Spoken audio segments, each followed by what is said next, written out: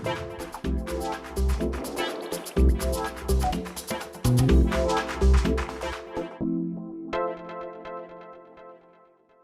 next speaker is Noder Khalilov. His project is design field at Super Dispatch.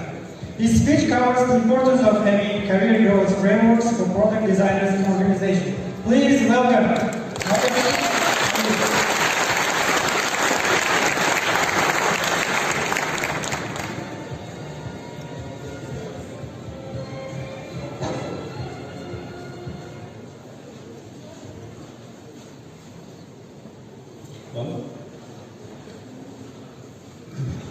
Hi everyone,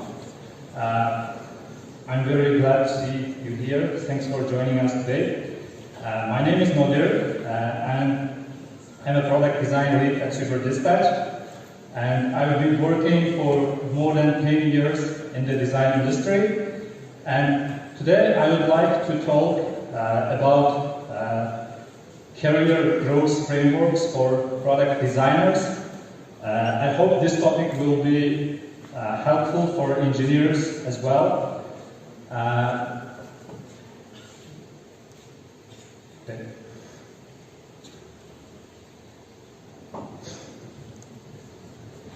Okay, so I'd like to start my speech with short information about Super Dispatch, because some of the stories which I will mention during this speech is connected with Super Dispatch. So Super Dispatch is a shipping platform for cars. We have our headquarters is located in Kansas City, Missouri, and the second office is here in Tashkent. We have more than 90 employees and 6 product designers.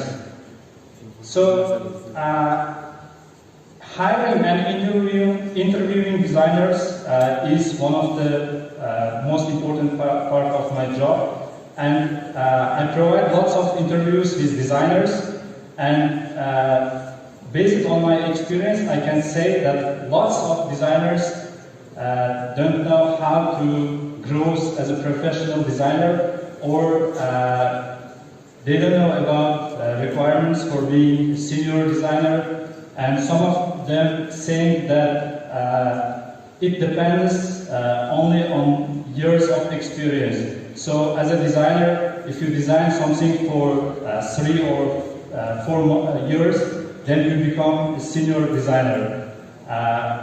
But actually it doesn't work that way, and there should be a career growth plan or framework with measurable points. So during this speech I will cover what is a career growth framework and the role of it in a company or in your team, and then I will explain how we build a career growth framework for our design team at Super Dispatch. I will share some of the learned lessons and made mistakes. And finally, let's say you are only one designer in a company or team, and how you can grow in grow as a professional designer in similar cases. So, career growth framework is a framework that helps employees to understand the requirements of their work and how to grow and make progress at work. These frameworks should provide growth plan and actionable roadmap items, and these frameworks should help designers or engineers with leveling up in their career, and they should provide clarity and give direction. So there is design career index statistics. So Design Career Index provides research about design organizations and share this research each year. So according to this research, 71% of design organizations doesn't have a similar framework, and only less than 1% of them have a documented framework with measurable points. And another part of this research highlights that 47% of designers, they always try to leave their companies, or they leave their companies because of poor leadership or management.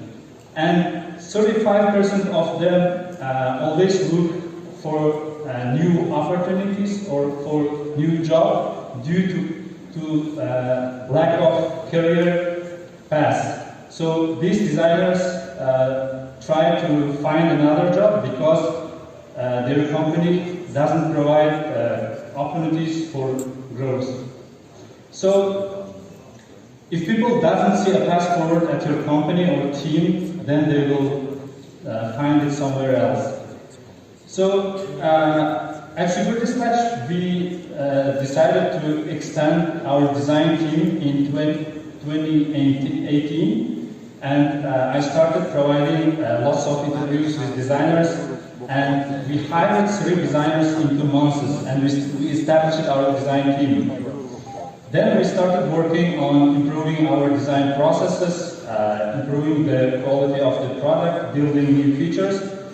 But after some time, designers started asking different questions like, who am I? And I'm sorry, I think something went wrong with these icons. And what is my title? Or how can I level up in my career? Or how can I impact more as a designer? So these questions outlined that the following problems. So we didn't have clear guideline on career growth for designers, and we didn't know who was on what level and how we can identify their current level and provide a growth opportunity. So after making some research, we realized that the solution could be a career growth framework or career growth ladder. So I started working on the first version of this framework with our team. I first did some quick research and learned how product-focused companies or startups solve similar problems. And after doing some quick research and discussing the progress, we built our first framework. So we documented the necessary skills for each product designers. And instead of giving specific titles for designers, we decided to experiment with numbering these levels. So we had 5 levels, and we decided to provide our performance reviews or performance conversations based on this framework. We outlined some problems. We found some problems with this framework. So some of the requirements weren't clear enough with this framework. For instance, designer who is in level 1 should be passionate. So it was challenging for us to compare or to clarify that if designer is he or she passionate or not. So another problem, we didn't know how to measure the progress with this framework, and it also wasn't clear for us to clarify how to get promoted. So after discussing these challenges with our engineering leadership and with our designers, we decided to work on the next version of the framework because we lost another 6 months. And while working on the second version of the framework, I spent more time on research and discussed these challenges with our design team. And we found lots of different frameworks on progression. So there are existing frameworks, companies share their frameworks. engineers also can find some of the useful frameworks from progression. And then in the second version of the framework, we decided to experiment dividing the necessary skills into 4 categories. The first category is dexterity, so design skills. It could be a typography skills, visual hierarchy, or information architecture, or UI UX skills. And the second category is strengths, getting stuff done. It's about how the designer completes the given task. The third one, wisdom, impact. So how designers should impact business or their team or company in different levels. And finally, the fourth one is charisma, communication, and leadership. So we also decided to try experiment with clarifying levels, each levels. For instance, associate product designer mostly focuses on learning the established design process and design patterns. On mid-level, they will become more independent, and starting senior levels, they take ownership of one product. So Super Dispatch has multiple products for carriers and shippers. So that way we documented each necessary skills. So here is an example for only associate levels. So designers can start mastering the levels above associate only when they master these documented skills, or at least they should master 80% of these skills. So we rolled out this framework in January 2021 for our performance conversations, and overall team's feedback was positive, and we set SMART goals based on this framework, and currently we are testing it, and we will work on the next iterations in 2022. So this framework is helping us with identifying, clarifying the level of designers, and setting SMART goals. We are setting SMART goals based on this framework, and we also track progress based on this framework during one-on-one conversations.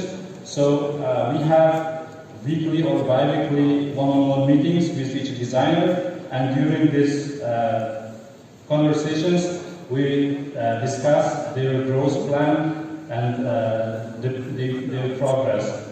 Also, this framework is helping us with hiring process. So let's say we need to hire a senior product designer to our team. We compare the skills of candidates with our framework, then we make a decision.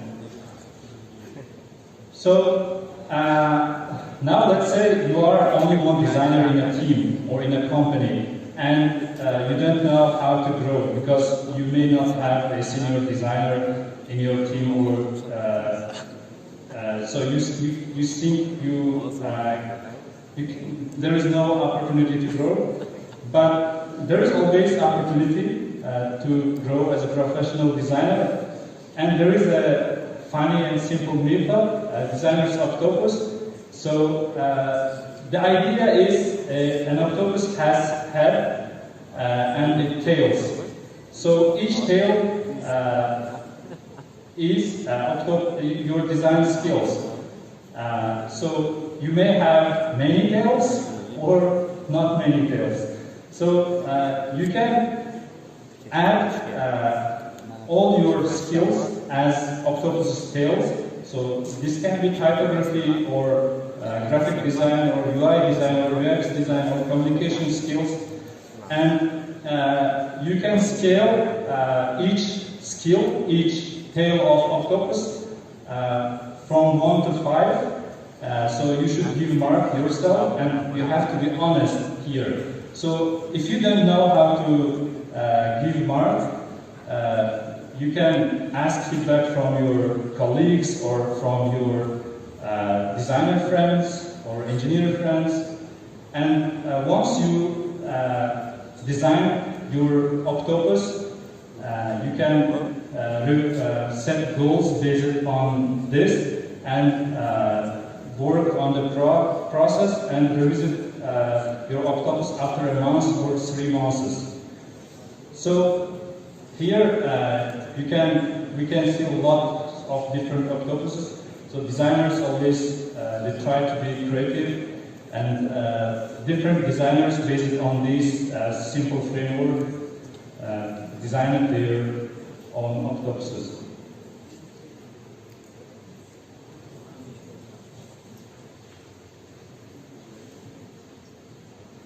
So, as a conclusion, I would like to recommend engineers and designers to always to look for growth opportunities instead of just doing their daily work or daily tasks. And companies, I also suggest companies to think about their employees' growth and help them. Otherwise, they will try to find this opportunity from another company. Thank you so much for your time.